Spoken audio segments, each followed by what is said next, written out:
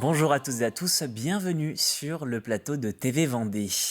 On commence cette édition avec cette information. Le saviez-vous, en cette fin d'année, 1280 postes sont à décrocher dans le secteur de l'industrie en Vendée. Un chiffre du syndicat professionnel vendéen de la métallurgie, l'UIMV.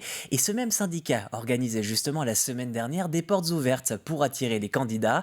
Au total, 19 entreprises ont joué le jeu afin de présenter le secteur. Pierre Dalicieux s'est glissé parmi les visiteurs. Une visite pour donner envie. Les métiers de l'industrie ont du mal à trouver des candidats. Les entreprises doivent donc changer de méthode et revoir leurs attentes. Aujourd'hui, on s'aperçoit qu'il y a très peu de personnes qualifiées encore disponibles sur le marché.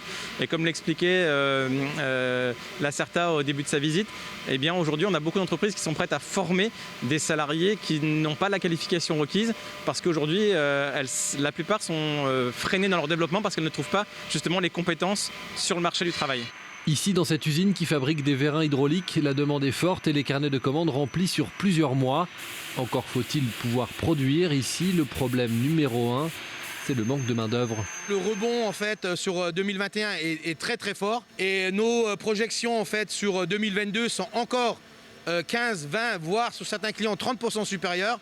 Et là, notre difficulté aujourd'hui, à part la tension qu'il y a sur la matière, donc le plus gros c'est l'emploi.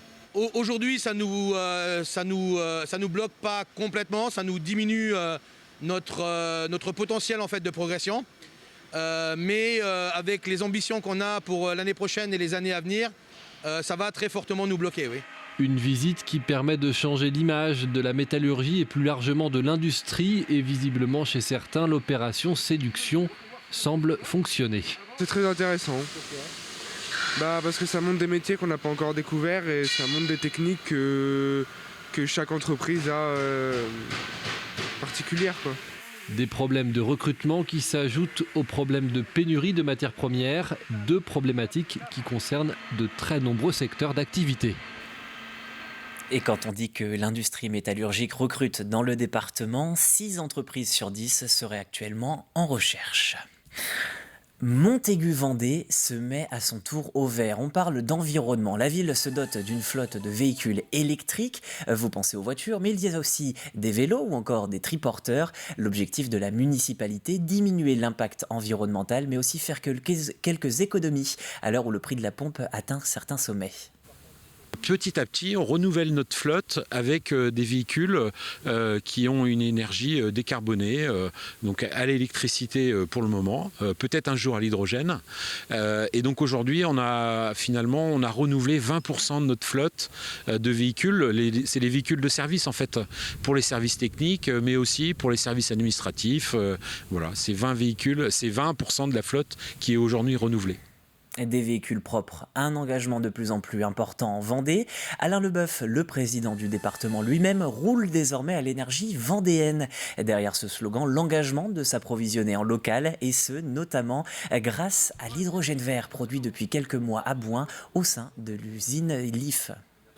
Le grand public, ce sera progressivement parce qu'il va falloir vraiment que ce soit produit en grande quantité. Néanmoins, je suis intimement persuadé qu'il y a déjà des entreprises qui vont pouvoir être intéressées, celles en particulier qui font de la distance, parce que le gros avantage de l'hydrogène, c'est qu'il y a beaucoup plus d'autonomie et la recharge se fait en 3 minutes, comme lorsqu'on va faire son plein d'essence. Et puis toujours à propos d'écologie, 15 nouveaux artisans et commerçants lyonnais viennent de recevoir le prix Éco-Défi, une distinction qui récompense ces professionnels engagés en faveur de l'environnement. La Chambre de métier et de l'artisanat Vendée et Trivalis ont récompensé d'autres Vendéens quelques jours auparavant à Talmont-Saint-Hilaire. Au total, 34 entreprises vendéennes ont obtenu la marque Éco-Défi en 2021.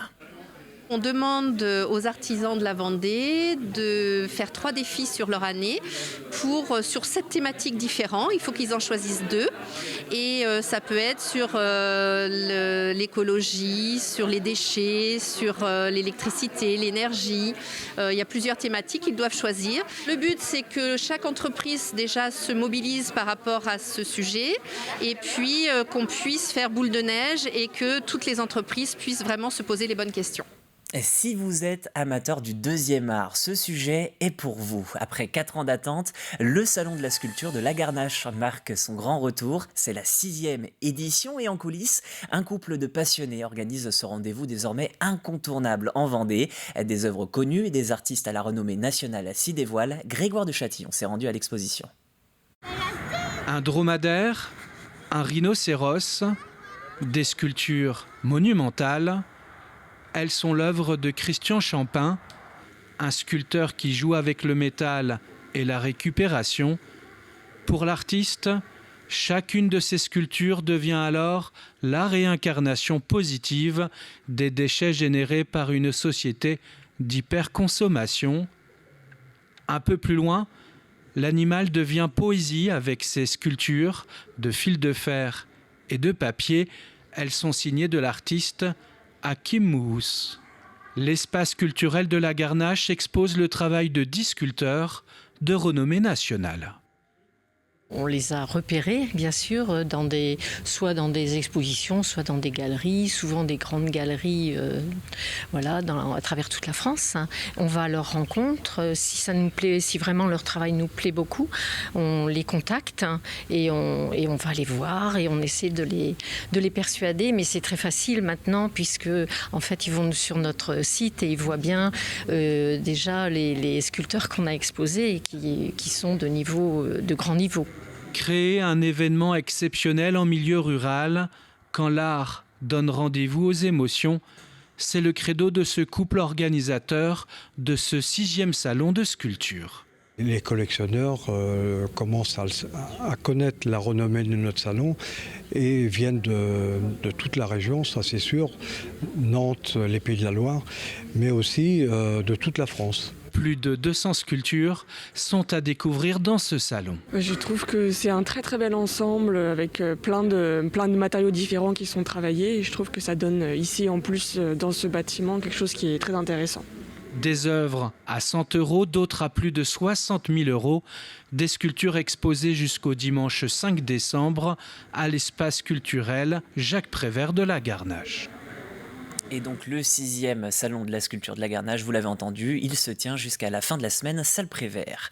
Un dernier mot avant de se quitter, tirage de la Coupe de France de football, plutôt favorable pour la Roche VF hier soir. Les Vendéens de National 3 se déplaceront en Occitanie pour le compte des 32e de finale. Rendez-vous à Montauban, 2 divisions inférieures. Nous vous tiendrons informés sur ce match programmé le 18 ou 19 décembre prochain. Ainsi s'achève l'actualité sur TV Vendée. On se retrouve à 18h pour le prochain point sur l'info.